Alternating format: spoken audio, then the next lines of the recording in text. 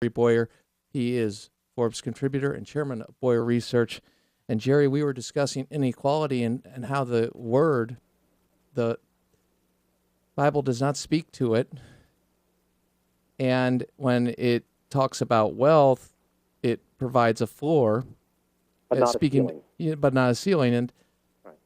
But I also appreciate the opening of our conversation having to do with Christians.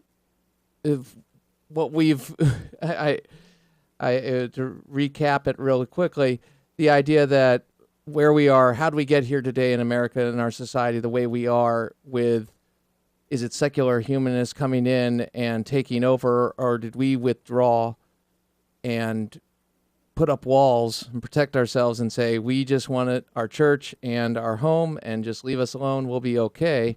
Right. And you said, if we look at history, we look at the latter as opposed to the former, though the former is more attractive, and certainly our own human nature would sit there and say, yeah, it's their fault. But right, their fault. Yeah. So God never says it's their fault. And in the history of the prophets in the New Testament, God never says it's their fault. He always says, church, it's your fault. Mm-hmm. I'll raise them up, but if I raise them up, I've raised them up because I'm dealing with you. Right? So he raises up the Assyrians, he raises up the Babylonians, he raises up the Medo-Persians, he raises up the Macedonians, he raises up the Romans, he raises up Genghis Khan, he raises up the Chinese, he raises up the Muslims, he raises up the secular humanists. He raises up scourges to wake us up, because we fall into our zone of comfort, and we're not supposed to live in our zone of comfort. We're supposed to comfort the afflicted, which is uncomfortable for us. We're supposed to constantly be widening the tent pegs, widening the edges of the kingdom, extending Christ's dominion over more and more of the earth, over more and more of our lives, over more and more of the world, over every discipline in the world, over finance and economics and politics and media and culture and law, and yes, of course, church and family. Those are bases from which we do those things. But we keep turning inward, and we keep wondering why, turning inward, the world spins out of control when we don't do our job. Christ gave us basically a one-sentence job description. I mean, he says a lot in the New Testament. We have to obey it all. But he gave the church a summary job description: disciple the nations. If we don't disciple the nations, they'll try to disciple us. And if we don't give in to their discipleship, then they'll persecute us. So one or the other, one kingdom's going to win, the other's going to lose. We got to be all in. In the end, only one will be left standing, right? The kingdom of Satan or the kingdom of Christ. I think almost everyone listening to my voice right now has at least verbally placed their allegiance with Christ, but seem to somehow think that that's just about how I feel inside, or how I feel Sunday morning, or how I feel when I'm at home. It has nothing to do with the whole world which God created. So when I complain about the fact of the ridiculous characterization of the Jerry Springer characterization of the hate group of the morons over the Westboro Baptist Church being ascribed to us, and people having that viewpoint on, for example, anybody who stands for biblical marriage, that is a function of the fact that in an environment where that was allowed to snowball, gain ground, and all of a sudden we're equated with hate groups, may have happened otherwise. But the fact is, it wouldn't have gained the traction it did if we were more engaged in the world. And yeah, who makes those decisions? Producers of television programs make those decisions about how to portray, how to frame these issues. I have a friend who made a real good point about this. He said when we were getting, he's talking about baby boomers, when we were getting converted in the Jesus movement in the 60s and 70s, a lot of us were whatever in law school, or we were in business school, or we were maybe going to work in media or be artists or something like that. And then we got converted, and then we said, what should we do? And they said, become a pastor or a missionary.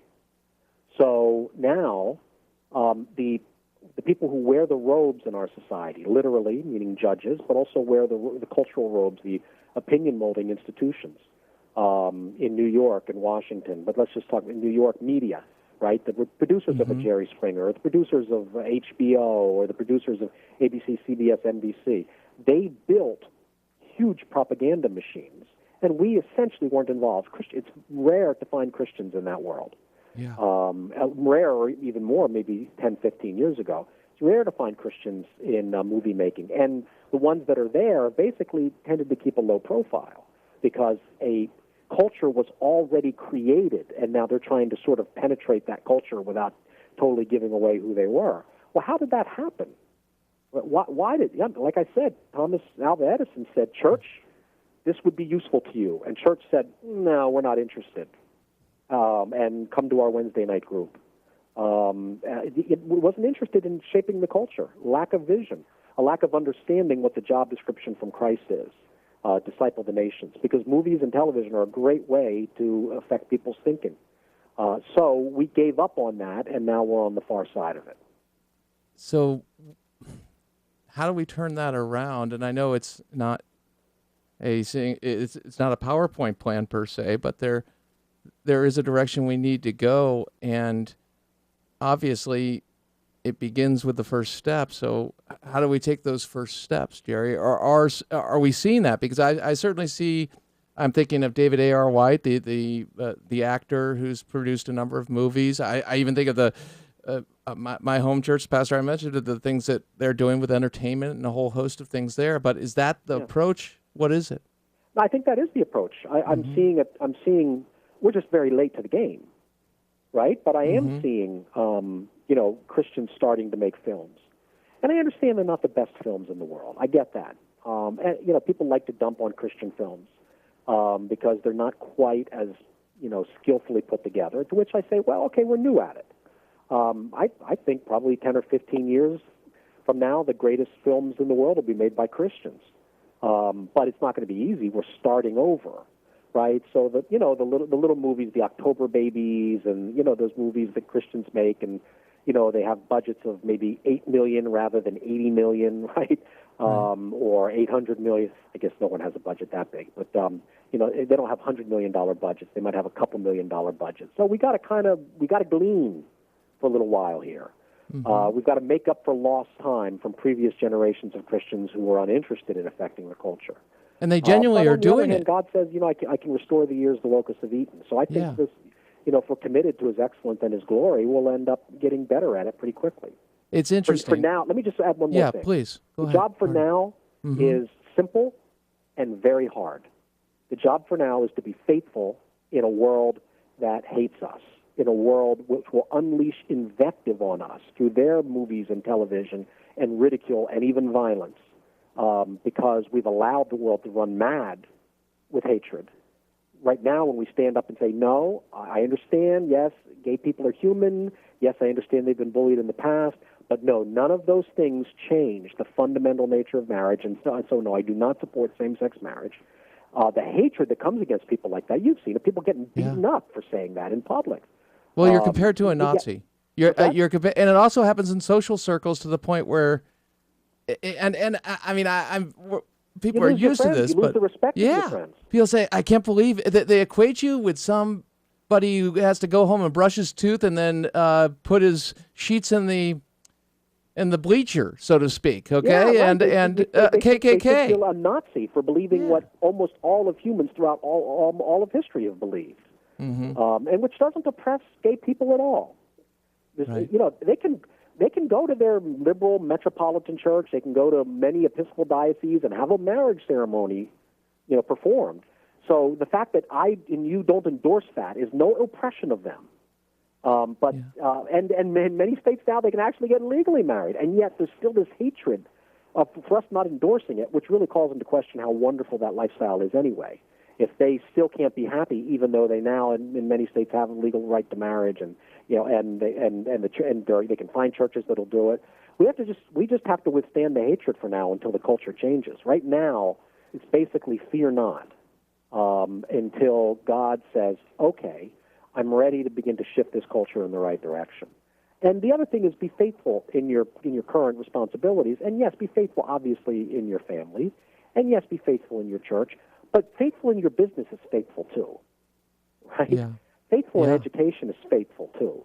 Faithful in politics or your community or leadership in nonprofit, that's all faithfulness too. let's get away from this idea that your faithfulness to God is measured in direct proportion to your faithfulness of every program and every meeting in your church, as opposed to church has a sphere under God, family has a sphere under God, state has a sphere under God, business has a sphere, culture, politics, school, they all are under God. They're all supposed to glorify Him, and they all have a claim on our attentions. And so we're called at times when we are confronted with the world's interpretation, and it could be in education, comes to mind, because our kids are going into schools that are being taught things that, quite frankly, we don't want them taught. They have a day of silence, for example, in regard to that. And I know it's people stepping up and getting involved. I think of Randy Tobler, our friend Randy Tobler, who became part of the school board, ran for school board, got involved. That's exactly the right way to do it. And that's what and Randy's a doctor, right? He's involved in medical work. He's a culture changer. Yeah, big time. And the guy, I mean, has no time. You talk about a guy who's everybody's busy. I mean, we all talk about how busy we are. Here's a man who does it. I also think of what's going on right now. American Family Studios producing movies. They're getting involved. They're taking on the task. Well, American Family Radio was an early adopter. You were doing radio long before the growth of conservative talk radio in many ways, before it was big and before a lot of Christian radio. So you're risk takers, right? I mean, I'm not criticizing AFR, right? I'm not criticizing everybody among evangelical Christians. No. There have been those who've been willing, Don Wildman early on started taking on the issues in the broader culture.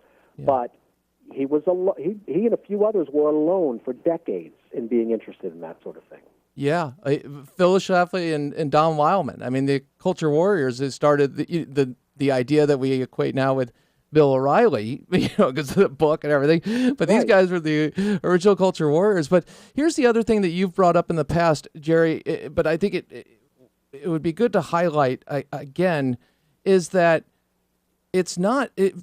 I hear a lot of people talk about, what's wrong with America, and I have friends who are not Christians and are Christians, but they always go, oh, it's morals. And we can't do this without mentioning the biblical foundation. We can't do it without God. Yeah. And I think there's a reluctance to do that. And I know this even goes among into Christians. Yes. Even why when Christians is that? Get out in the public sphere, they want to talk the language of neutrality or natural law or common sense. Right. Common sense is temporary. Right. The Bible says that you've got a field, and in the field some of the seeds that have been planted are wheat, and some are tares, some are weeds. And in the beginning you can't tell which is which, but as time goes on, the wheat starts to look more like wheat, and the weeds start to look more like weeds. So there's a process during which things become more what they are, and we're seeing in that in our society. So I know somebody who's a conservative leader. Who recently, we are corresponding about this, says he's come to believe that abortion is, what do you call it, justifiable homicide.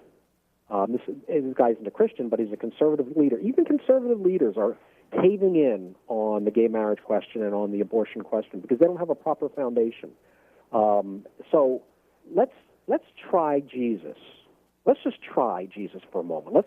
Let's give up on the social science says. We've tried. How many times have we come out and said the social science says that gay marriage is not good for children, or you need a father in the home? Yeah, we know that. Anybody who's open to evidence has already come to the conclusion that the nuclear family is the building block of society, which means that large proportions of our society aren't interested in evidence or data. So instead of pretending that they just have an intellectual problem rather than a problem of the will. You can solve an intellectual problem with a white paper. You can only solve a problem with a will through conversion. And the only person who has the power of conversion is Jesus, is Christ. So let's try Christ. Let's just say it out loud that Jesus is the King of the universe. He's King of kings and he's Lord of lords. That includes every nation in the world, even the ones that never have acknowledged him. The state is not God. When the state pretends to be God, it wreaks havoc. We are not going to act like the state is God. We're going to continue to tell the state that it is merely a servant, not the ultimate provider of the meaning of our lives, not the provider of our daily bread. And do what you will with us, ridicule us, throw us to the lions, make whatever you're going to do, but we're not going to give in on this. And the answer is not just morality, whatever that means. The Romans had morals, but they still killed the Christians, right? The Babylonians had morals, but, Abraham still left. It's God.